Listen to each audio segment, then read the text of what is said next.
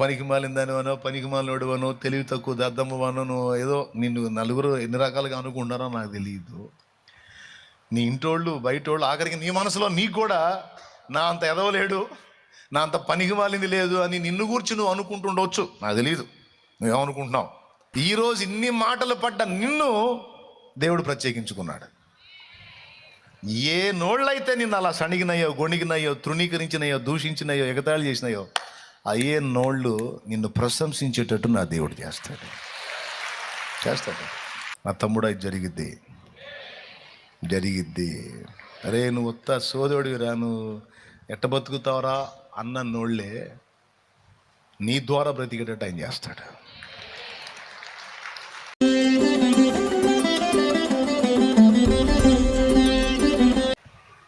సౌలు విషయంలో ఇబ్బంది పడ్డ దేవుడు సమూయేలుకి ఏం చెప్పాడో తెలుసా? ఇంకా 8 ఏళ్ల తర్వాత పుట్టబోయే దావీదు గురించి, 8 ఏళ్ల తర్వాత పుట్టబోతున్నాడు. పుట్టి మళ్ళా ఆయన సౌలు దగ్గరికి లైన్లోకి వచ్చేటప్పటికి మొత్తం 30 ఏళ్ళు, 30 ఒక 8, 38 ఏళ్ళు. 38 ఏళ్ల తర్వాత అతని లైన్లోకి వస్తాడు ఈ దావీదు అనే వ్యక్తి. ఇతని లైన్లోకి రాకముందే 38 ఏళ్లకు ముందే నేను నా చిత్తానుసారమైనటువంటి మనస్సు కలిగిన వాను ఒకడిని కనుక్కున్నాను అన్నాడు. సౌలు పరిపాలన మొదలుపెట్టి 2 ఏళ్లలోపే తేడా పడ్డాడు. 2 ఏళ్లలోపే తేడా పడ్డాడు. ఆ సౌలు పరిపాలన 2వ సంవత్సరంలో ఉన్నప్పుడే సమూయేలు ఈ మాట అన్నాడు, దేవుడు నీ యొద్ద నుండి రాజ్యము తొలగించి నీ పొరుగువానికి ఇస్తానికి సిద్ధపడ్డాడు, తన చిత్తానుసారమైన మనస్సు గల యొక్కని కనుగొన్నాడు అని సౌలుతో చెప్తాడు. అప్పటికి సౌలు పరిపాలన మొదలుపెట్టి 2 years. అర్థమైందా? ఆ తర్వాత 8 ఏళ్లకు దావీదు పుడతాడు. పుట్టి 30 ఏళ్లకు లైన్లోకి వస్తాడు. మొత్తం 38 ఏళ్ల చరిత్ర, తర్వాత జరగబోయే చరిత్ర ముందే చెప్పేశాడు సమూయేలు. ఏమైనా అర్థమైందా మీకు? ఇప్పుడు దీన్ని బట్టి మీకు ఏం అర్థం కావాలో తెలుసా?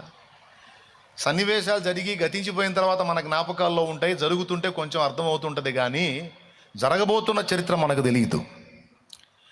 కానీ ఆయన మనందరినీ తల్లి గర్భములో పిండములుగా రూపింపబడక మునిపే మన చరిత్రలన్నీ ఎరిగి ఉన్నాడు.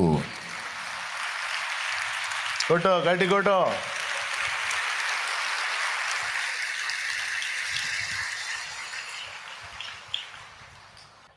అబ్రహాముకి ఇంకా తర్వాత ఏం జరగబోతుందో దేవుడు ముందే ఎరిగి, భవిష్యత్తులో తన దాసుడు ఏమేం కార్యాలు చేయబోతున్నాడు ఎరిగి అంటాడు, నేను చేయబోయేది నా దాసుడైన అబ్రహాముకు దాస్తానా? అబ్రహాం ఇంత గొప్పవాడు, ఇంత మంచి మనిషి, కాబట్టి నేను దాచిపెట్టను, నేను అన్ని చెప్తా అబ్రహాం. కానీ సొదొమని ఏం చేయబోతున్నాడు చెప్పాడు. నేను వచ్చింది ఈ పనికని. అబ్రహాం ఆశ్చర్యపోయాడు, ఎందుకంటే అక్కడ లోతున్నాడు, ఈయన సహోదరుడి కొడుకున్నాడు అక్కడ. సొదొమ నాశనం చేస్తే లోతు పోతాడు. ఆల్రెడీ ఒకసారి పోయే పరిస్థితి వస్తే ఈయన కాపాడుకొని తీసుకొచ్చి ఆడ పెట్టాడు. అప్పుడన్నా సొదొమ దరిద్రులకు సిగ్గురాల, శత్రురాజులు వచ్చి తన్ని మొత్తం లాక్కొని పోతే అప్పుడన్నా దేవునికి వెళ్ళి తిరుగుతా దరిద్రులు వచ్చి మళ్ళా మూర్ఖ పనులు చేసి దేవుని ఉగ్రతకు పాత్రులయ్యారు. అక్కడ లోతున్నాడు. లోతు దెబ్బతినే ఛాన్స్ ఉంది.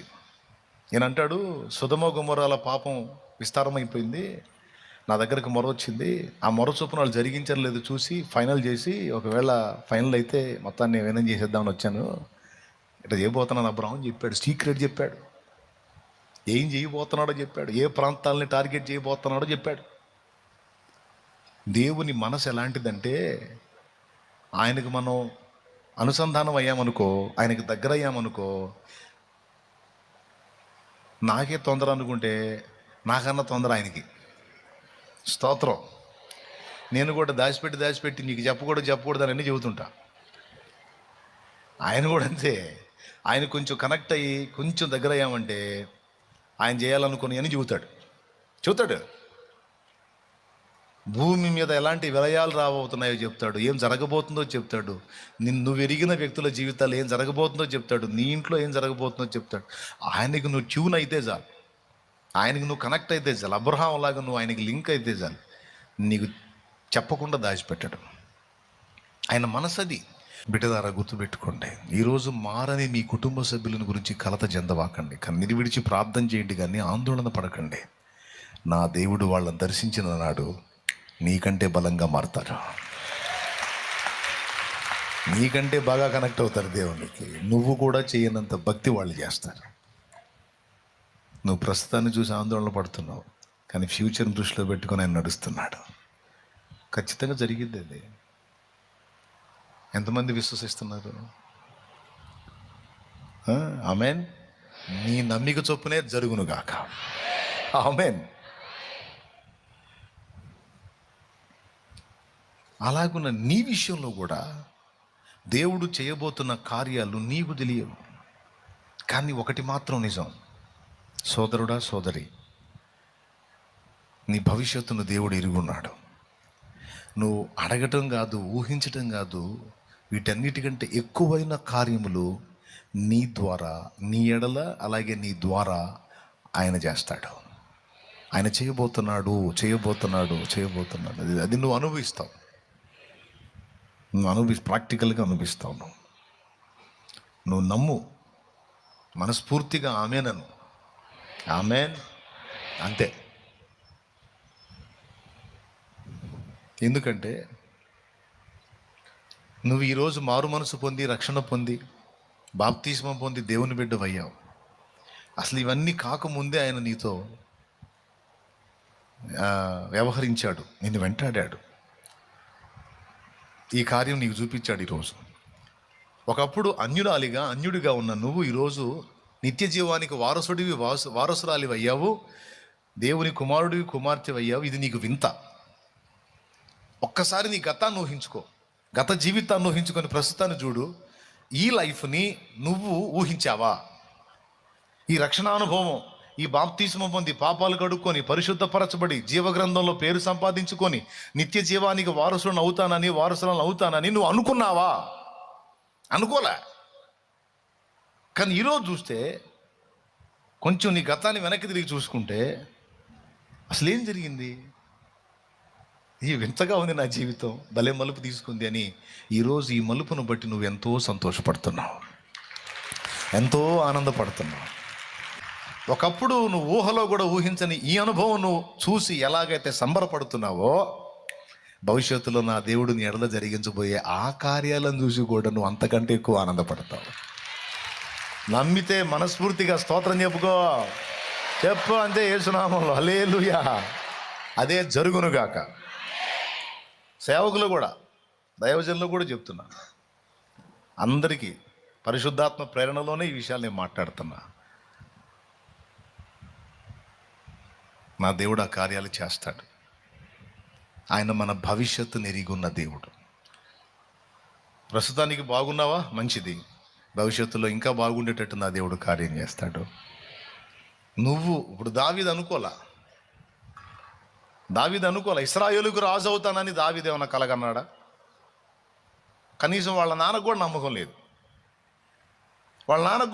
యెషయికి నమ్మకం లేకనే మిగిలిన వాళ్ళనేమో సైనికులుగా యుద్ధ విద్యలు నేర్పడానికి పంపించి దావీదుకి గొర్రెలు కాసే కర్ర చేతికిచ్చి గొర్రెలు గాయరని పంపించాడు. సమూయేలు తైలపు కొమ్ము తీసుకొచ్చి, నీ కొడుకుల్లో ఒకరిని దేవుడు రాజుగా అభిషేకించమని పంపాడయా, నీ కుమారులను నా ముందుకు రప్పించు అన్నప్పుడు దావీదును ఒక్కడిని ఆపి మిగిలిన వాళ్ళందరిని రప్పిస్తాడు. ఎందుకు ఆపాడు అంటే, యెషయి మనస్సులో దావీదు ఒక వేస్ట్ ఫెలో లాగున్నాడు. అనుభవం లేనోడు, పిల్లోడు, తెలియనోడు, తెలివి తక్కువోడు, ఆ గొర్రెలు గాయటమే కష్టవాడు. వాడు రాజయ్యి, వాడు యుద్ధం వెలగబెట్టేది ఎక్కడుంది? లేదు, వాడు వేస్ట్ క్యాండిడేట్ అని ఆ ఒక్కడిని వదిలిపెట్టి మిగిలిన వాళ్ళందరినీ రప్పించాడు. వచ్చిన వాళ్ళ పక్కకు పొమ్మంటున్నాడు దేవుడు.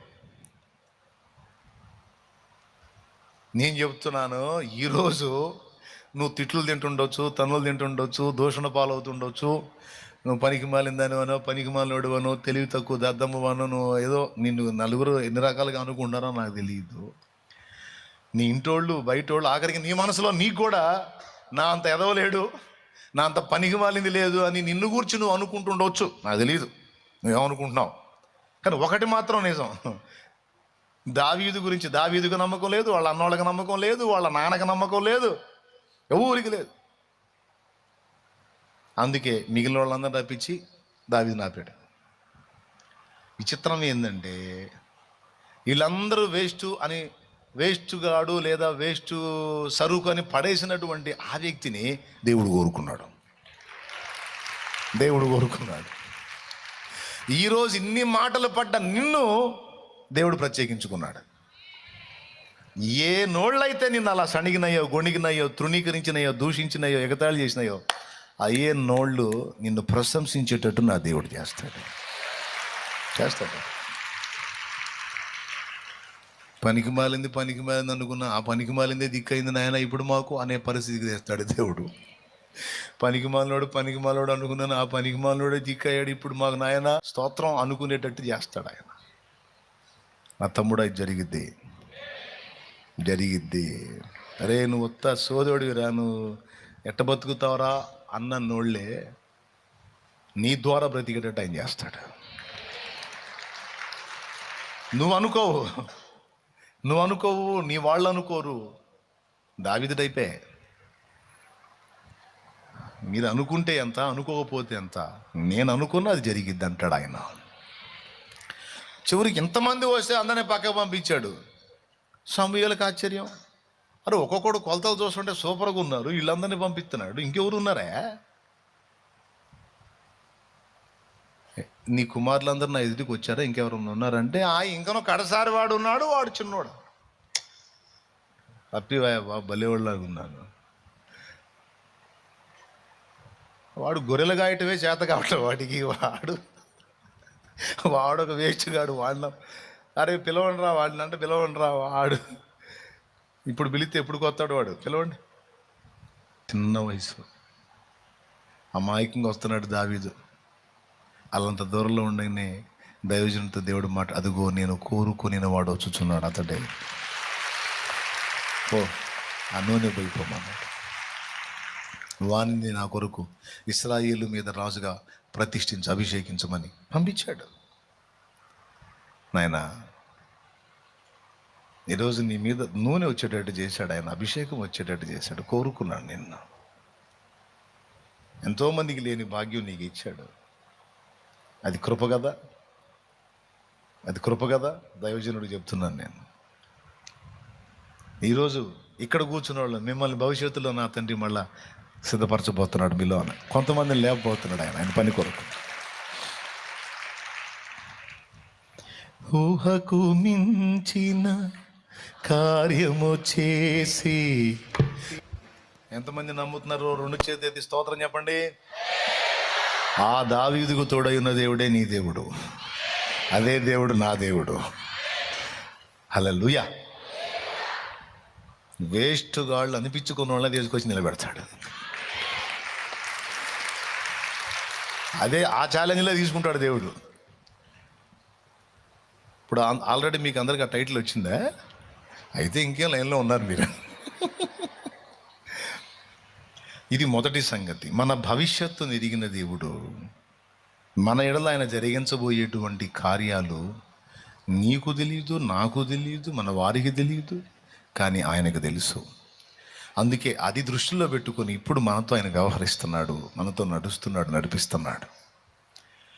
కొన్ని నీకు అర్థమైనాయి, కొన్ని ఇంకా అర్థం కాలేదు, భవిష్యత్తులో అర్థం అవుతాయి. ఇది మొదటి విషయం.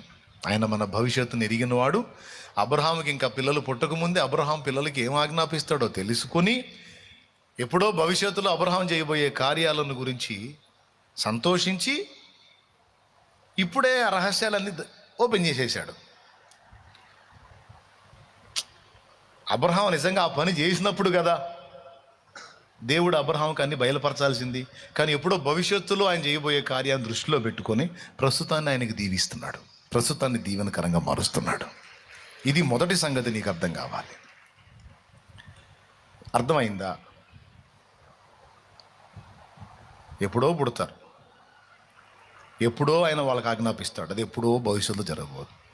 ఆ ఎప్పుడో జరగబోయేదాన్ని, ఎప్పుడో ఆయన చేయబోయేదాన్ని ఇప్పుడే దృష్టిలో పెట్టుకొని ఇప్పుడే ఆయనకు అన్నీ చెప్తానంటాడు. ఆయన అట్ట చేసినప్పుడు చూద్దాంలే దేవా అని ఒకవేళ మీరు కానీ నేను కానీ దూతలు కానీ అన్నారనుకో, అప్పుడు ఆయన ఏమంటాడు తెలుసా? నేను ఉన్నవాడను, అన్ని కాలములలో ఉన్నవాడను, భూత భవిష్యత్ వర్తమాన కాలములలో ఉన్నవాడను, నాకు తెలుసు, నోరు ముయ్యండి అంటాడు. దేవునికి స్తోత్రం, హల్లెలూయా. వాళ్ళు నిజంగా అంత గొప్పవాళ్ళు అయినప్పుడు చూద్దాంలే దేవా అంటే ఊరుకోడు. నాకు తెలుసే, నేను చూసి వచ్చాను, అవుతాడు, అంతే, అది జరిగిద్ది. భవిష్యత్తులో ఏదో గొప్పవాడు అవుతాడంట, అందుకని ఇప్పుడే అన్నీ చెబుతాడంట. సరే, కానీ ఇది ఇష్టం అనేదానికి లేదు. ఖచ్చితంగా అబ్రహాం అంతే చేశాడు. అబ్రహాంకి దేవుడు ఏది దాచలేదు. అలాగే ఈరోజు నీతో నాతో కూడా దేవుడు భవిష్యత్తును దృష్టిలో పెట్టుకొని కొన్ని అడుగులు వేస్తున్నాడు. అందుకు సంతోషించాలి మనం. దేవునికి మహిమ. ఇప్పుడు దాకా నేను మీకేం చెప్పానంటే, నిన్ను దేవుడు అలా చేస్తాడు, నిన్ను దేవుడు ఇలా చేస్తాడని చెప్తే మీకు కొంచెం మనసులో అంతేనంటావు, నిజంగా జరిగిద్దంటావు, ఏమో అన్న చెబుతుంటే నిజంగా చాలా హాయిగా ఉంది మనసుగా అని మీకు అనిపిస్తుంది. కానీ ఇప్పుడు మీకు మళ్ళీ ఇంకో డౌట్ వచ్చింది. ఏం డౌట్ వచ్చిందంటే, కొంతమందికి జ్ఞానాన్ని గూర్చి డౌట్ వచ్చింది, కొంతమందికి వయస్సును గూర్చి డౌట్ వచ్చింది, కొంతమందికి వాళ్ళకున్న పరిస్థితుల విషయంలో డౌట్ వచ్చింది. శాలేమన్న చెప్తున్నాడు, పరిశుద్ధాత్మ స్వరమే అనుకుందాం, నిన్నేదో దేవుడు చేయబోతున్నాడు, నిన్ను అలా చేయబోతున్నాడు, ఇలా చేయబోతున్నాడు అంటే, నాకన్నీ అయిపోయి ముసలమ్మనయ్యా, ఇంకేంది నా భవిష్యత్తు, ఆయన చెప్పటం నేను వింటాం అని కొంతమందికి ఇప్పుడు వయసు సమస్య వచ్చింది. నేను చెబుతున్నా, నీకు వస్తే 70 వచ్చినాయో 80 వచ్చినాయో, మహా అయితే 80 వచ్చి అసలు అంతా అయిపోయిందని రాసుకున్న మోషే లైఫ్ని దేవుడు తీసుకొని లైన్లోకి మరో 40 ఏళ్ళు ఆయుష్కాలం ఇచ్చి 120 ఏళ్ళు బ్రతుకునిచ్చి 40 ఏళ్ళు ఆయన సేవ చేసేటట్టు దేవుడు వాడుకున్నాడు. కాబట్టి వయసు గురించి ఆలోచించే వాళ్ళకి వయసు గురించి నిమిత్తం లేదు. నాకంతా అయిపోయింది, ఇంక నేనేం పనికొస్తాను అనుకున్న స్థితిలో ఉన్న నిన్ను కూడా ఆయన భవిష్యత్తులో వాడుకోగలడు. అది ఎలాగో నన్ను అడగొద్దు, ఆయన తీసుకొస్తాడు లైన్లోకి. ఏ విధంగా నీ ద్వారా కార్యాలు చేస్తాడో, ఇక్కడ కూర్చున్నోళ్ళు, ముసలోళ్ళు, ఏమండి పెద్ద వయసు వాళ్ళు, ముసలమ్మలు, ముసలయ్యలు, ఆ లైవ్లో ఉన్నోళ్ళు, ఎవరైనా ఈ డౌట్ వస్తే సమాధానం ఇది. ప్రతిదానికి బైబిల్లోనే ఉంది ఆన్సరు. కాబట్టి ఇప్పుడు వయసు సమస్య వాళ్ళ సంగతి పక్కన పెట్టేద్దాం. నాకంత జ్ఞానం లేదు, నాకంత సామర్థ్యం లేదు, నాకంత ధైర్యం లేదు, నాకంత అనుకూల పరిస్థితులు లేవు, నా కుటుంబం అంతా గందరగోళంలో ఉంది, ఇదంతా కొలికొచ్చి ఏదో ఒక మంచి ఆశీర్వాదం వచ్చేది ఎప్పుడు. కొంతమందికి నాకేమో ఒంటి నిండా రోగాలు, అసలు నేను బాగుపడేది ఎప్పుడు, ఇతరులకు దీవెనగా నేను మారేది ఎప్పుడు, దేవుని పాత్ర అయ్యేది ఎప్పుడు, ఇతరులు నన్ను మెచ్చుకునే పొజిషన్కి నేను వెళ్ళేది ఎప్పుడు, సచ్చేటట్టున్నాను ఇప్పుడే.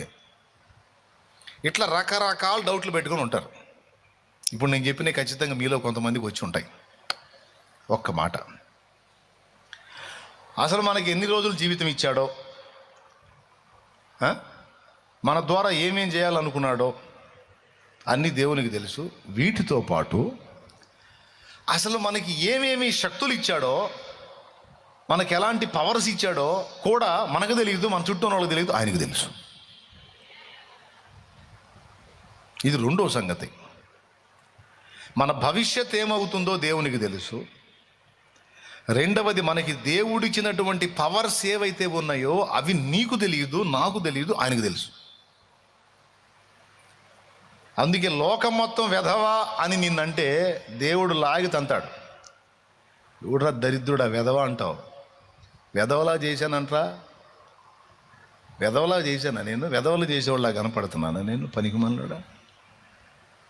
ఈ మాట అన్నందున నువ్వు వెధవై, ఈ మాట అంటున్నా నిన్ను కూడా నేను వెధవలా చేయలే. వెధవలు చేసే వెధవ పని నేను పెట్టుకుంటానా?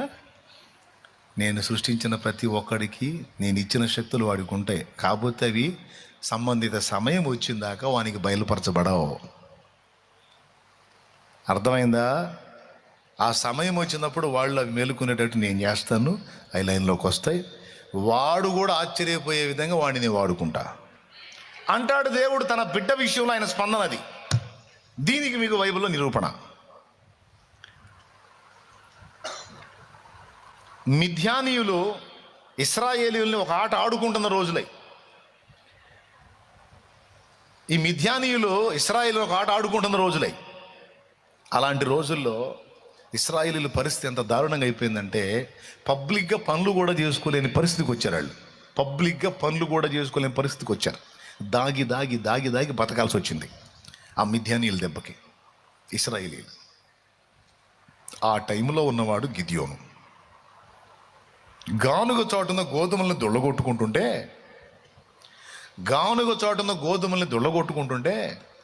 గానుగ చాటున దాగి దాగి పని చేస్తుంటే దేవుడు ఆయన దగ్గరికి వచ్చి అంటాడు, పరాక్రమము గల బలాఢ్యుడా, యెహోవా నీకు తోడై ఉన్నాడు అంటాడు. పరాక్రమం గల బలాఢ్యుడు గానుగ చాటున ఎందుకు దాక్కున్నాడు? పరాక్రమం గల బలాఢ్యుడు సింహం వలె ముందుకు రావాలి కదా. కానీ మీరు చెప్పండి, దేవుని మాట అబద్ధమైద్దా? దేవుని మాట అబద్ధమైద్దా? అంటే మనకి గిద్యోను చూస్తున్నప్పుడు, గిద్యోను ఉన్న సన్నివేశాన్ని చూస్తున్నప్పుడు మనకి గిద్యోన్లో పిరికోడు కనపడతాడు. ఎందుకంటే గానుగ చాటున గోధుమలు దొడగొట్టుకుంటున్నాడు కాబట్టి. అంటే చాటున బతుకుతున్నాడు, దాగి బతుకుతున్నాడు కాబట్టి అతనిలో మనకి ఒక పిరికోడు కనపడతాడు. కానీ దేవుడు అతన్ని ఏమని పిలిచాడంటే, న్యాయాధిపతుల గ్రంథము 6వ అధ్యాయంలో పరాక్రమము గల బలాఢ్యుడా, యెహోవా నీకు తోడై ఉన్నాడని పిలిచాడు. అతని దగ్గర పరాక్రమం ఏది? అతని దగ్గర బలం ఏది? ఆ శూరత్వం ఏది? ఆ వీరత్వం ఏది? కానీ ఆయన అంటాడు, పరాక్రమం గల బలాఢ్యుడా అంటాడు. ఎలా అంటాడు ఆ మాట? అసలు నాకు అర్థం కాదు. ఓ పిరికోడిని పట్టుకొని అంటే దేవుడిచ్చే సమాధానం ఏంటంటే, ఒక మనిషిని సృష్టించేటప్పుడు వానిలో ఏమేం పెట్టానో సృష్టించిన నాకు తెలుసు, కానీ సృష్టింపబడిన వానికి కానీ వాని చుట్టూనోళ్ళ కానీ తెలియదురా పిచ్చిమాలోహం అంటాడు ఆయన. మీరు ఎంతమందికి అర్థమైందో ఏమో. అర్థమైతే చేతులు ఎత్తి స్తోత్రం చెప్పండి. ఏం అర్థమైంది ఇప్పుడు చెప్పండి. పెద్దగా ఏ తలాంత ఒకటి కాదు, ఒకటి కంటే ఎక్కువ ఉండొచ్చు. అసలు ఎవరెవరిలో ఏమేం పెట్టాడో, ఎవరెవరికి ఏమేమి కృపలు ఇచ్చాడో ఇచ్చిన ఆయన మనకు చెప్తే తప్ప మనకు అర్థం కాదు.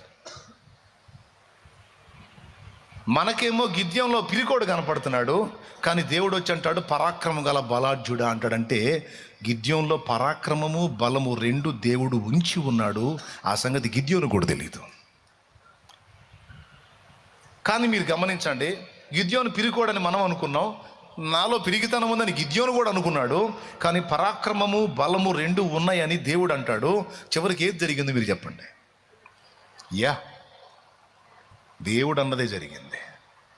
నిజంగా కనీసం వాళ్ళ మీద ఎలాంటి దాడి చేయకుండా కాగడాలు వెలిగించి కుండల పగలగొట్టి యుద్ధానికి గెలిచాడండి. ఎలా గెలిచాడో ఇంటికి పోయి చదువుకోండి న్యాయాధిపతుల గ్రంథంలో. విచిత్రమైన యుద్ధం, కామెడీగా జరిగింది ఆ యుద్ధం. అలాంటి యుద్ధంలో మిద్యానీయులు ఒక ఆట ఆడుకుంటాడు. ఎంత చిత్రమో. మనకు కనపడేది దాగి ఉన్న ఒక పిరికివాడు, కానీ దేవునికి కనపడింది పరాక్రమము గల బలాఢ్యుడు. ఎలా అన్నాడు దేవుడు ఆ మాట అంటే, ఆ సామర్థ్యం దేవుడు అతనికి ఇచ్చున్నాడు కనుక అతనికి ఇచ్చినవేవో ఇచ్చిన దేవుడికి తెలుసు, పొందిన అతనికి కూడా తెలియదు. ఆ ఉన్న సంగతులు రేపాడనమాట. నీకు అవి ఇచ్చున్నాను నాయనా, అవి ఇప్పుడు వాడకంలోకి రావాలి. అట్లాగే ఇప్పుడు నేను మీ ముందు పరిచర్య చేస్తున్నాను. నాకు ఇవ్వబడిన ఈ సామర్థ్యాలు అనేవి నాకు తెలియవు ఆనాడు. అసలు ఇంత కృప నాకుందని, ఇలాంటి డిజైనింగ్ నాలో జరిగిందని నాకు తెలియదు ఆనాడు. నా చిన్న ఫ్యామిలీని నడిపించుకోవటం చేతగాని స్థితిలో ప్రాణం పోతే బాగుండు, చచ్చిపోదామని ఆలోచనలు చేసుకున్న బతుకు నాది. కానీ నాకు ఇవ్వబడినటువంటి ఈ కృపలన్నీ నన్ను సృష్టించిన నా దేవుడికే తెలుసు, కానీ నాకు తెలియదు, నన్ను కన్నోళ్ళకి తెలియదు, నా చుట్టూ ఉన్నోళ్ళకి తెలియదు, ఎవరికి తెలియదు.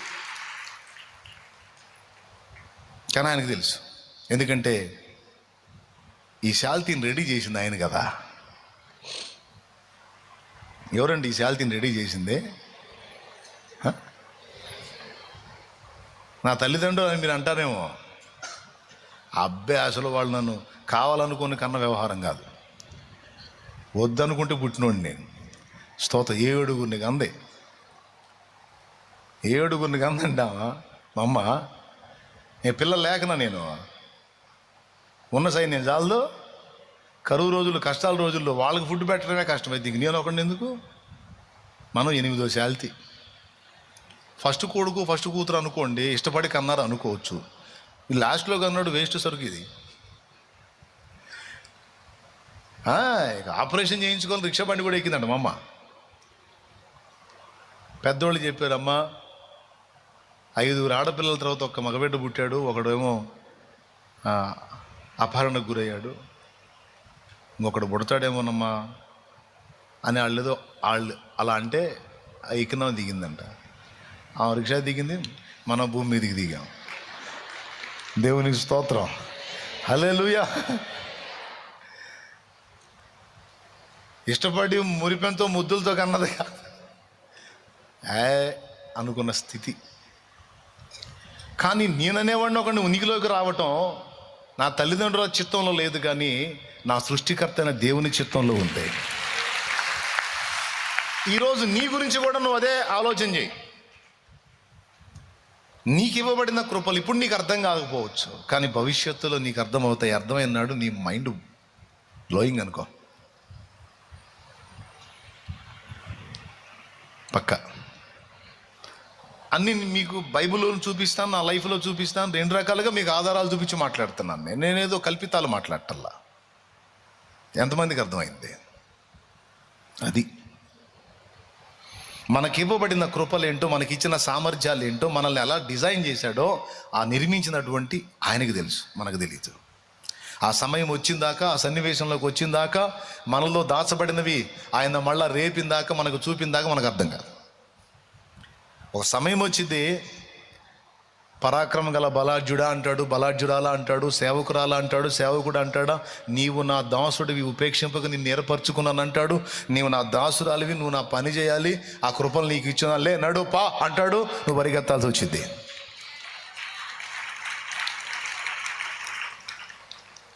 నిన్ను ఎంత గొప్ప ప్రణాళికలో ఏర్పరచుకున్నాడో నీకు తెలియదు. పిచ్చి పెట్టినట్టు పిచ్చిదానిలాగా పిచ్చోళ్ళలాగా తిరుగుతూ ఉన్నావు. తిరుగుతానే ఆయన పట్టేసుకుంటాడు నిన్ను.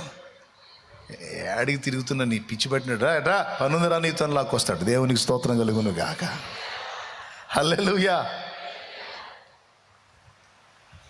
అంతే, మారిపోద్ది అట్లా. విరవబడని రొట్టె ఒంటిగానే ఉంది, విరవబడిన రొట్టె అనేకులకు ఆహారమైంది. అట్లాగా నువ్వు ఒంటరి రొట్టెగా ఉన్నావా? అలా ఉండనిచ్చి సడన్గా పట్టుకొని విరుస్తాడు. విరవబడుతున్నప్పుడు కొంచెం గాయపడతావు, బాధపడతావు, మొత్తుకుంటావు, కుయ్యో ముర్రో అంటావు. ఆ విరవబడిన అనుభవం పూర్తయిన తర్వాత విస్తారం అవుతావు, అనేకులకు ఆహారం అవుతావు.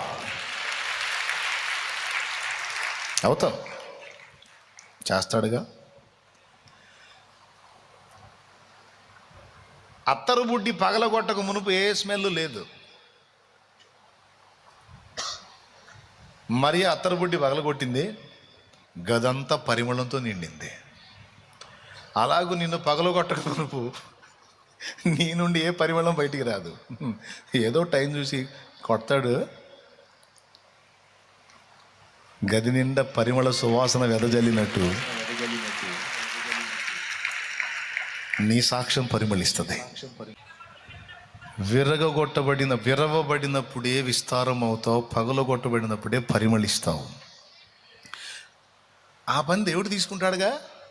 ఆల్రెడీ లైన్లో పెట్టాడు నిన్ను. స్తోత్రం. ఒక రేంజ్లో విరవబడుతున్న అనుభవంలో కొంతమంది ఉన్నారు, పగలగొట్టబడుతున్న అనుభవంలో కొంతమంది ఉన్నారు. గుర్తుపెట్టుకోండి, ఈ 2 అనుభవాలు నిన్ను విస్తారం చేయటానికి, నిన్ను పరిమళింపజేయటానికే. నాయనా, ఎందుకు? నిన్ను పరిమళింపజేయటానికి, నిన్ను విస్తరింపజేయటానికి. ఏం కంగారు పడద్దు, ఏం ఒత్తిడి నువ్వు ఏదో ఇదవుతున్నట్టుగా నువ్వు ఇది కావద్దు. ఎందుకంటే మూడో మాట కూడా చెప్పేస్తున్నా సందర్భంలో,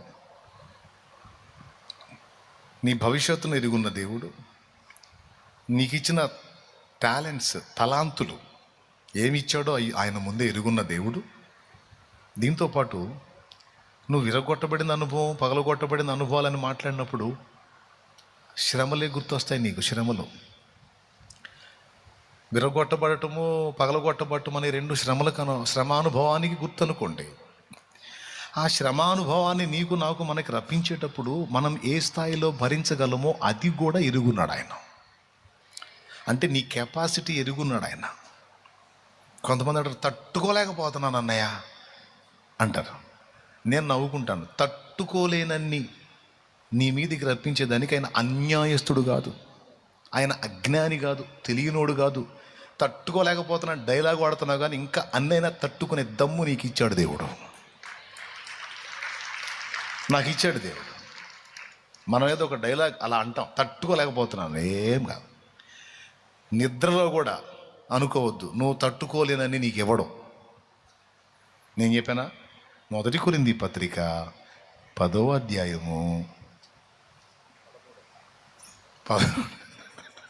13వ వచనం చెప్పింది చూడు.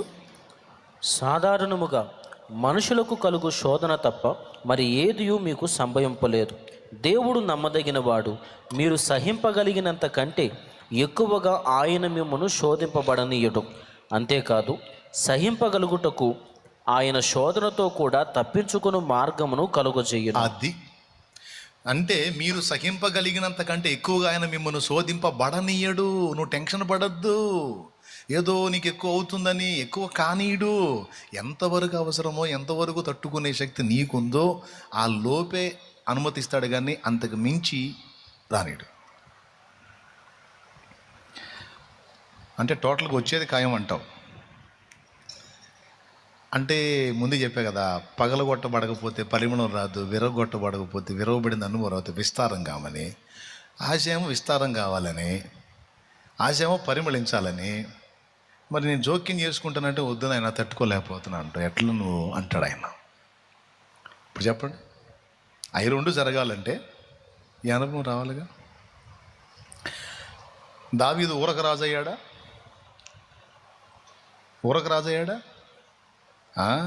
తరమబడ్డాడు, ప్రాణాలు అరచేతిలో పెట్టుకున్న అనుభవాల్లోకి వెళ్ళాడు. తైలం నెత్తి మీదకి వచ్చి, తైలం సమయంలో వచ్చి నెత్తి మీద తైలం పోయగానే ఇంకా డింగ్ మనిపోయి సింహాసనం ఎక్కలా. ఇక్కడ తైలం పడకముందన్న నయ్యం ఎవరు పట్టించుకోవాలా? సమూహంలో వచ్చి దావీదు మీద తైలము పోయకముందు అన్నలు ద్వేషించలా. ఎప్పుడైతే వాళ్ళందరినీ పక్కన పెట్టి వాళ్ళ కళ్ళ ముందు ఆ చిన్నోడి మీద తైలం పోసారో వాళ్ళు అసూయ పట్టం మొదలు పెట్టారు. స్తోత్రం. అక్కడ నుంచి స్టార్ట్ అయింది. అడవికి పోతే అంతకుముందు సింహాలు లేవు, ఆ తర్వాత సింహాలు కనపడుతున్నాయి. అంతకుముందు ఎలుగుబంటులు లేవు, ఆ తర్వాత ఎలుగుబంటులు కనపడుతున్నాయి. అంతకుముందు సౌలు దగ్గర పిలుపు లేదు, ఇప్పుడు సౌలు దగ్గర పోవాల్సి వచ్చింది. అంతకుముందు గొలియాతు లేడు, ఇప్పుడు గొలియాతు గడ లైన్లోకి వచ్చాడు. అంతకుముందు సౌలు దాడి లేదు, ఇప్పుడు అడుగడుగున్న సౌలు దాడి. ప్రాణాలు అరచేతిలో పెట్టుకుని పరిగే పరుగు. ఏం తైలం పట్టమో ఏమోనయ్యా, బతుకంతా తిరణాలు అయిపోయింది అనుకుంటారు. దేవునికి స్తోత్రం కలుగును గాక. ఏమైనా అర్థమైందా మీకు? దావీదు అనుకుని ఉంటాడు, దేవా అందరిని నిలబెట్టి నన్ను పిలిచి నెత్తి మీద నూనె పోసావు, సావమనే బతకమనే. వాళ్ళందరూ బాగానే ఉన్నారు, ఈ దుర్మార్గుడు ఏంది నాయన నా వెంట పడ్డాడు. ఎవరు? సౌలు.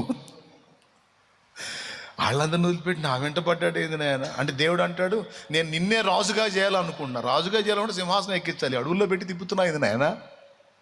ఈ ఎగచాట్లేంది నాయన. అసలు నువ్వు పిలిచిన పిలుపుకి నన్ను నడిపిస్తున్న తీరిక అసలు సంబంధమే లేదు దేవా. ఇంటి మొఖం చూసి సంవత్సరాలు అయిపోయింది, నా బతుకంతా కొండల్లో కోనల్లో తిరగాల్సి వచ్చింది. ఆ దుర్మార్గుడు ఎప్పుడో చంపుతాడు అర్థం కావట్లేదు. ప్రాణాలు అరచేతుల్లో పెట్టుకొని తిరుగుతున్నాను ఆయన. నూనె పోసిన ఎందుకేనా? అందరూ నువ్వు రాజు అవుతావు అంటే రాజు అవటం ఇప్పుడు ఇట్లా అయిపోయి తిరుగుతున్నాను ఆయన అని ఎంత బాధపడ్డాడో. ఈరోజు అదే అనుభవాల్లో నువ్వున్నావు. నీకు ఇచ్చిన దర్శనాలు, నీకు ఇచ్చిన పిలుపు, నీకు ఇచ్చినటువంటి అనుభవాలు అవన్నీ ఒక రకంగా ఉన్నాయి, నువ్వు ప్రయాణిస్తున్న తీరు ఒక రకంగా ఉంది, గందరగోళంగా ఉంది నీకు. Don't worry. ఇదంతా నిన్ను నలుపుటలో నీలో ఉన్న పరిమళాన్ని వెలిగి తీసే ప్రక్రియలో భాగమే తప్ప ఇంకొకటి కాదు. తెలుసా మీకు? ఇది నిన్ను విస్తారము చేయడానికి దేవుడు తీసుకున్నటువంటి స్టెప్సే తప్ప ఇంకొకటి కాదు. ఎందుకంటే ఆయన నమ్మదగినవాడు. ఎవరైనా ఇదే నువ్వు నమ్మాలి. కాదు, నన్ను నాశనం చేయడానికే దేవుడు నన్ను లైన్లోకి తీసుకున్నాడు అని నువ్వు అనుకుంటావా? నీ నమ్మిక చొప్పునే నీకు కలిగిద్ది. నువ్వు అది తీసుకుంటావా, నేను చెప్పింది తీసుకుంటావా? మర్యాదగా నేను చెప్పింది తీసుకో, ఇది జరిగిద్ది. స్తోత్రం. ఏది కావాలి నీకు? లేదన్నా నన్ను నాశనం చేయడానికే దేవుడు పూనుకున్నాడంటే చూసి ఆమె అని అంటాడు. చివరికి నీ కర్మ అంతే కాలిద్ది, ఎందుకంటే అదే నమ్ముతున్నావు కాబట్టి. కానీ క్రీస్తు యేసునందు విశ్వాసం ఉంచి దేవుని ప్రేమించే నీకు మేలు కలగటానికే సమస్తము సమకూడి జరుగుతాయి అని నువ్వు నమ్మితే నీ నమ్మిక చొప్పున నీకు కలిగిద్ది. నీకు ఎదురయ్యే ప్రతి శోధన, ప్రతి శ్రమ, ప్రతి ఇబ్బంది, ప్రతి వేదన నీకే ప్లస్గా మారతాయి. పక్క నువ్వు ఇది నమ్మితే ఇది జరిగిద్ది. లేదు, రివర్స్లో నమ్ముతావా, అనుభవించు, అదే జరిగిద్ది. ఇంతకు ఏది నమ్మాలనుకుంటున్నారు?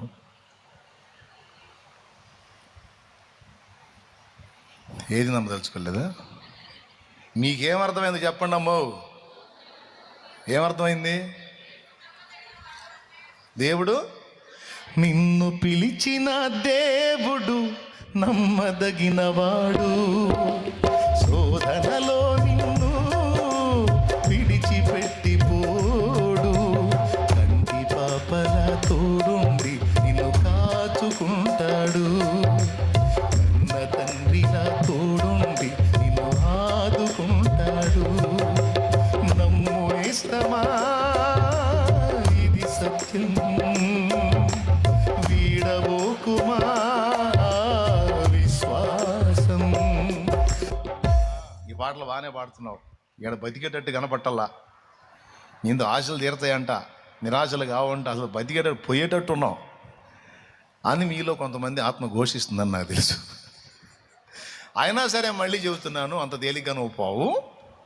దేవుడు నిన్ను పోనీయుడు, నువ్వు పోదామన్నా పోనీయుడు. స్తోత్రం. ఇప్పుడు యేసయ్య రూపు నీకు రావాలి, అప్పుడే నువ్వు ఆకర్షణీయమైన పాత్రవి. అది రావాలంటే తోమాల్సింది తప్పదు. ఇప్పుడు చెప్పండి, కాల్చబడని స్వర్ణానికి విలువ ఉందా? లేదు. మేఘాలు చీల్చబడినట్టు విడిపోకపోతే వర్షం అన్ని ప్రాంతాలకు కురిసిద్దా? ప్రకృతి నియమం అది. చక్కగా బీడుబారిన భూమిని గాయపరచకపోతే పంట వచ్చిద్దా? రాదు.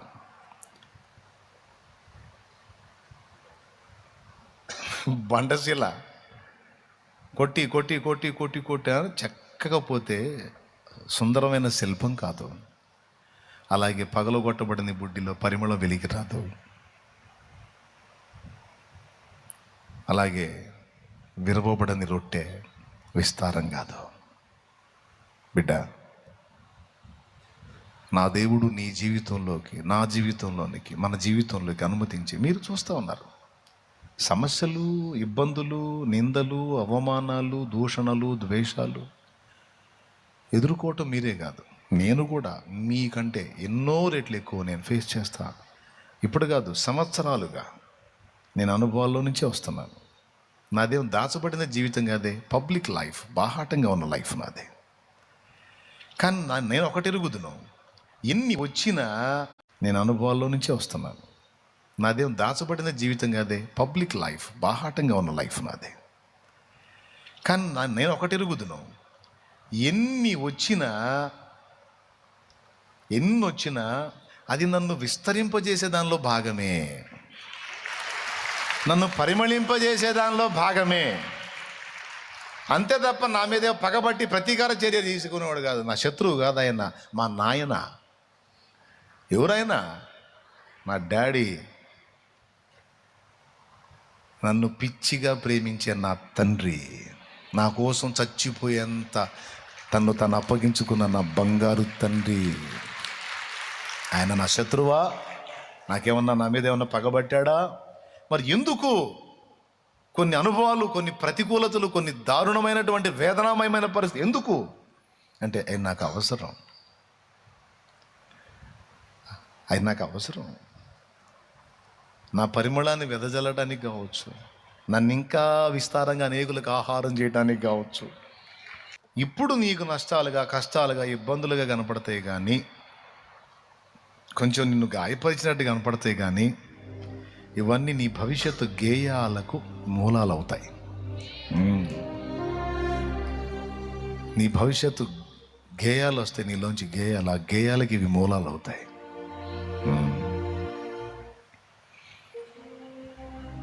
అలా చేస్తాడు ఆయన. ఏమండి, నిన్ను నలగొట్టడానికి, నిన్ను విర్రగొట్టడానికి ఆయన ఏమన్నా నీ మీద పగబట్టాడా? ఆయన ఏమన్నా నీకు శత్రువా? అరే, నువ్వు పాపివై ఉండగానే నిన్ను ప్రేమించి నీ కోసం ప్రాణం పెట్టిన వ్యక్తి ఈరోజు నువ్వు మారు మనసు పొంది, బాప్తిస్మం పొంది, నీ జీవితానికి ఆయనకు అప్పగించుకొని క్రొత్త జన్మ అనుభవంలోనికి వచ్చి నువ్వు ఆయన అడుగుజాడల్లో నడుస్తుంటే హత్తుకుంటాడా లేకపోతే మొత్తుతాడా? మరి ఎక్కువగా ప్రేమిస్తాడు కదా. నువ్వు శత్రువుగా వ్యవహరించినప్పుడే నీ కోసం ప్రాణం పెట్టినంతగా ప్రేమించినోడు ఇప్పుడు నువ్వు ఆయనకు మిత్రువు అయ్యావు. నిన్నెట్లా ద్వేషిస్తాడు? నిన్నెట్లా పగబడతాడు? కాదు కాదు కాదు, నీకెప్పుడు ఆయన శత్రువు కాదు. కొన్ని కఠినమైన పరిస్థితులు నీ జీవితంలో తారసపడటం, కొన్ని చేదైన అనుభవాల్లో కూడా నువ్వు ప్రయాణం చేయటం నిన్ను అలా అనిపిస్తుంది. కానీ వాస్తవానికి అవన్నీ కూడా భవిష్యత్తులో ఒక్కొక్కటి నీకు ఎదురు కాకపోతే నువ్వు ఎంత నష్టపోయేదానివో, ఎంత నష్టపోయేవాడివో నీకు భవిష్యత్తులో అర్థమైంది. ఈరోజు నీకు అనుభవం ఎదురైనటువంటి చేదైన అనుభవాలన్నీ భవిష్యత్తు ఆనందకరమైన సాక్ష్యాలు అవుతాయి. స్టార్టింగ్ నుంచి నేను అన్ని వైపుల నుంచి ఇబ్బంది ఎదుర్కొంటూ వచ్చాను. నేను ఎదుర్కొన్న చేదైన అనుభవాలు నా జీవితాన్ని అంతం చేస్తాయేమో అనుకున్నాను, కానీ కాదు. ఒక ఆశ్చర్యకరమైన మలుపు తీసుకుని అవి పరిమళంగా వెదజల్లబడటం అనేది జరిగింది. ఈ దశలో వచ్చిన తర్వాత కూడా, ఈ మెట్టుకు వచ్చిన తర్వాత కూడా నాకుండే నలుగుడు నాకుంది, నాకుండే శోధన నాకుంది, నాకుండే ప్రెషర్ నాకుంది. ఎందుకు దేవా అంటే ఆయన చెప్పే సమాధానం ఒకటే, నేను అన్నీ నీ మంచిగా చేస్తానని తెలుసు కదా. ఇంతకుముందు అనుమతించినవి కొంత పరిమళానికి దారితీస్తే ఇప్పుడు అనుమతించినవి విస్తారమైన పరిమళానికి దారితీస్తాయి. డోంట్ వరీ, నన్ను నమ్ము, అంతే. నన్ను నమ్ము, రిలాక్స్గా ఉండు. నన్ను నమ్ము, నా మీద అనుకో, రిలాక్స్గా ఉండు, నేను చూసుకుంటా. తట్టుకోలేని దేవా అని నేను అన్నాను. ఎందుకంటే తట్టుకోలేనంత ఆయన నాకు ఇవ్వడు. ఏదన్నా బరువు వేశాడు అంటే దాన్ని మోసే సామర్థ్యం నాకు ఇచ్చాడని నోరు మూసుకొని సహించాల్సిందే తప్ప తట్టుకోలేకపోతున్నాను దేవా అనే డైలాగ్ నేను వేయను. దేవుని స్తోత్రం, హల్లెలూయా. నాకు ఈ బరువు వేసావంటే నన్ను నమ్మావు, నీకు స్తోత్రం, హల్లెలూయా. ఇచ్చాడు, అంతే. బిడ్డలారా, గుర్తించారు కదా దేవుని 3 సంగతులు. 1, నీ భవిష్యత్తును ఆయన ఎరుగున్నాడు. 2, నీకు ఇచ్చిన సామర్థ్యతలు. నీ భవిష్యత్తు నీకు తెలియదు, ఆయనకు తెలుసు. నీకున్న సామర్థ్యాలు నీకు తెలియదు, ఆయన తెలుసు. అంతేకాదు, నువ్వు ఏ మోతాదులో మొయ్యగలవో, ఎంత శోధన తట్టుకోగలవో అది కూడా ఆయనకు తెలుసు. ఈ 3 ఎరిగున్న దేవుడు అన్నీ సమకూర్చి నీ మేలుకే జరిగిస్తూ ఉన్నాడు. దాని రిజల్ట్ అనేది ఫ్యూచర్లో ఇంకా కొంతకాలంలో నువ్వు పొందుతావు, నేను పొందుతా. ఈ నమ్మిక గలవారమై ప్రభు వైపు చూస్తూ, ఎందుకంటే నీలో ఉన్నవి ఆయనే తీయాలి బయటికి, ఆయనే తీయాలి బయటికి, ఆయనే తీర్చిదిద్దాలి. ఆయన వైపు చూసినప్పుడే నా లైఫ్ ఎలాగా ధన్యమైంది. మీకు కూడా చెప్తున్నాను, అటే చూడండి. ఖచ్చితంగా ఆయన ప్రమేయం ఉంది నీ లైఫ్లో, ఆయన జోక్యం ఉంది నీ జీవితంలో. ఇప్పటివరకు ఎదురైనవన్నీ కూడా ఆయనకు తెలియకుండా జరగలేదు, మొత్తం తెలుసు, అన్నీ చూస్తున్నాడు. తప్పకుండా ఇవన్నీ కూడా నీకు ఫేవర్గా మారేటట్టు ఆయన చేయబోతున్నాడు. అందుకే రప్పిస్తాడు. ఓకే, అర్థమైంది కదా? అలాంటి పరిస్థితులు నీకు సిద్ధపరచకపోతే అసలు ఈ కొలిమే రాదు నీకు. కొలిమి వచ్చిందంటే నువ్వు లైన్లో ఉన్నావు, ఆయన చేతుల్లో ఉన్నావు. ధైర్యంగా ఉండవు, విశ్వాసంతో ఎదుర్కో. మళ్ళీ చెప్పండి, నోరు తెరిచి అందరు చెప్పండి. నీకు అనుమతించబడిన శోధన అది నీ మేలుకా కీడుకా? డౌట్ లేదా? గట్టిగా చెప్పారు. ఎంతమంది ఒప్పుకుంటారు? చేతులు ఎత్తండి. అంటే ఇందాక విన్న మాట గట్టిగా పట్టుకున్నారు. కీడుకే అంటే ఆయన ఆమెను అంటాడేమో అని, మేలుకే ఖచ్చితంగా మేలుకే. ఎందుకంటే దేవుడు నీకు శత్రువు కాదు, నీకోసం ప్రాణం పెట్టిన మీ నాన్న. ఎందుకు రప్పిస్తున్నాడు దేవుడు నీకు ప్రతికూలతలు? చెప్పు, నోరు తెరిచి. నీలో ఉన్న పరిమళాన్ని, గుడ్డిలో ఉన్న అత్తరు పరిమళం బయటికి రావాలంటే అది బద్దలైపోవాల్సిందే. అలాగే నీ హృదయం బద్దలయ్యే అనుభవాలు వస్తేనే ఆ పరిమళం బయటికి వచ్చింది. అనేకుల కడుపు నింపే ఆహారం అవ్వాలి అంటే కృతజ్ఞతలు చెల్లిస్తాడు. రొట్టెను పైకెత్తి కృతజ్ఞతలు చెల్లించాడంటే ఆ చేతుల్లో నిన్ను చూసుకో, ఆ రొట్టె ప్లేస్లో నిన్ను ఊహించుకో. నిన్ను పైకెత్తి కృతజ్ఞతలు చెప్పాడంటే అర్థం ఏంటి తెలుసా? అనేక మంది కడుపులు నింపడానికి ఆ రొట్టె ఆహారమైనట్టు అనేకులకు దీవెనగా నిన్ను మారుస్తా. జరిగింది. లేకు, పైకి లేచి నిలబడ్డాం.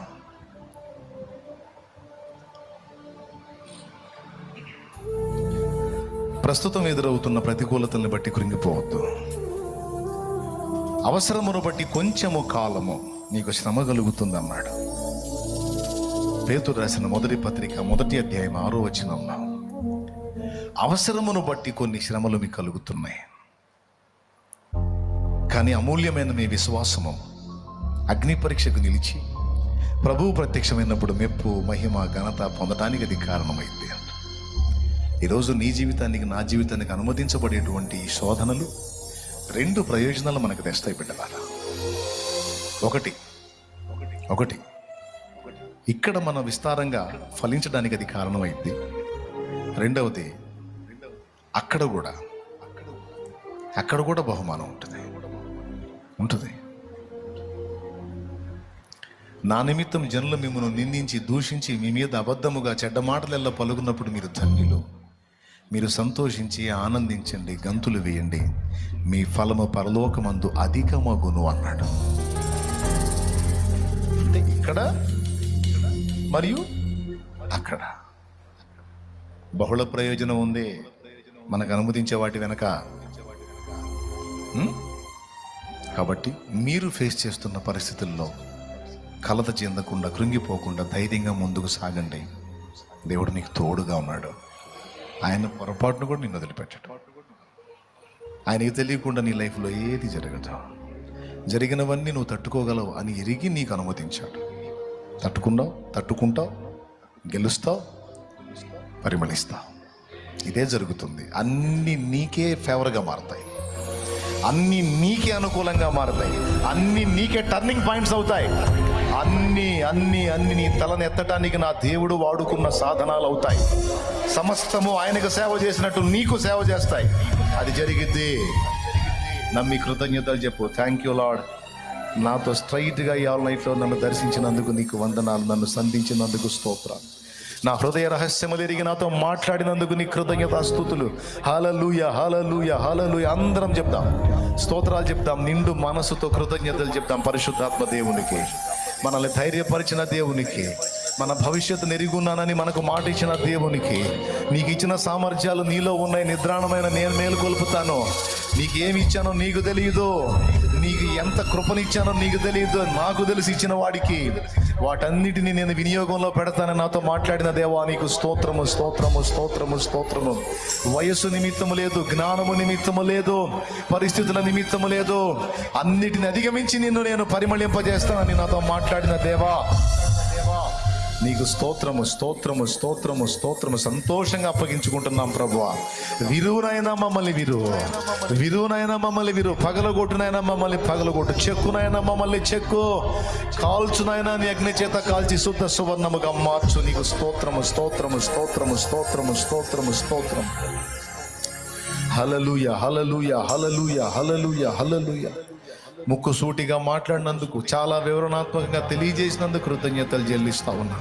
ఈ విషయాలన్నిటిని బట్టి నీకు మహిమను ఆరోపిస్తా ఉన్నాం నా ప్రభువా. ఈ సంగతులన్నీ ఎత్తి ప్రార్థన చేస్తున్నాం. ఈరోజు మేము ఎదుర్కొంటున్న చేదైన అనుభవాలు భవిష్యత్తులో మధురమైన అనుభవాలుగా, తీయని జ్ఞాపకాలుగా నువ్వు మార్చుతున్నందుకు స్తోత్రము. మార్పు చెందని మా కుటుంబ సభ్యులను గురించి, సమాజ ప్రజలను గురించి కూడా నువ్వు అద్భుతంగా మాట్లాడా. ఈరోజు మూర్ఖంగా ఉన్నవాళ్ళు భవిష్యత్తు పౌలులు అవుతారు. నేడు సౌలులే భవిష్యత్తు పౌలులు అవుతారు. మీకంటే ఎక్కువగా భక్తి చేస్తారు, మీకంటే పరిపూర్ణంగా ఉంటారు అనే మాట నువ్వు మాట్లాడావు. నీ కృతజ్ఞతలు ప్రభువా. ఈ విషయాలన్నిటిని బట్టి నీకు కృతజ్ఞతలు చెల్లిస్తాం.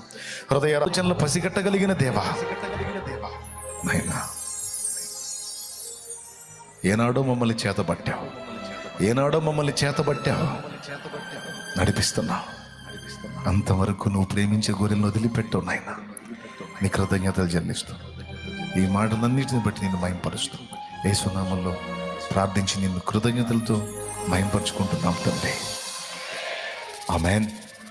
ఇక్కడ ఉన్నోళ్ళు చూడండి, నాకు బాగా దప్పికవుతున్నాయి మంచినీళ్ళు. నీళ్లు నాకు దూరంగా ఉన్నాయా, నాకు దగ్గర ఉన్నాయా? అందరూ కనపడ్డ వాళ్ళందరూ చెప్పండి, ఓకేనా? నా నోటికి ఒక అడుగు దూరంలో ఉన్నాయా? అంతే కదా, ఒక అడుగు దూరంలో ఉన్నాయి. Okay, right. ఇప్పుడు నోటి దగ్గరే ఉన్నాయి. ఇలాగున నేను సంవత్సరం నా నోటి దగ్గర పెట్టుకుంటే నా దప్పిక తీరిద్దా? ఎందుకంటే నీళ్లు నా దగ్గరే ఉన్నాయిగా, నా చేతుల్లోనే ఉన్నాయిగా. ఇది ఎలాగ అసంభవమో, నీళ్లు నాకు దగ్గర ఉండి నా చేతిలో ఉండి ఇలా సంవత్సరం ఉన్నా నా దాహం తీరనట్టే, మారు మనసు పొందకుండా పాప క్షమాపణ నిమిత్తం బాప్తిస్మం పొంది యేసయ్యను లోపలికి స్వీకరించకుండా నువ్వు దేవుని మందిరానికి వచ్చినా, మందిరంలోనే ఉన్నా, సంవత్సరాలు వెంబడించినా నిత్య జీవాన్ని పొందలేవు, పాప క్షమాపణ పొందలేవు, దేవుని జీవాన్ని పొందలేవు, జీవగ్రంథంలో పేరు సంపాదించలేవు. ఇవన్నీ నీకు దక్కాలంటే యేసుని నువ్వు తాగాలి, యేసును స్వీకరించాలి. యేసుని స్వీకరించాలంటే ముందు పాప క్షమాపణ నిమిత్తం బాప్తిస్మం పొందాలి. అప్పుడు పరిశుద్ధాత్మ నీలో ప్రవేశిస్తాడు. అర్థమైందా? అప్పుడు నువ్వు దేవుని కొడుకువి, కూతురు అవుతావు, దేవుని రాజ్య వారసురాలు అవుతావు. అలా కాకుండా నేను మందిరానికి వెళ్తున్నానులే, ఇప్పుడుగా ఛానల్ నుంచి వెళ్తున్నాను, నేను కూడా పోతాలే పరలోకం అంటే అది జరగదు. అది ఎలాంటిదంటే దప్పికవుతున్నాడు నీళ్ళు దగ్గర పెట్టుకున్నట్టే తప్ప ప్రయోజనం లేదు. మరి ప్రయోజనం కావాలంటే ఈ నీటిని స్వీకరించాలి. అలాగూ యేసయ్య వల్ల నీవు ప్రయోజనం పొందాలంటే యేసుని నీ జీవితంలోనికి స్వీకరించాలి.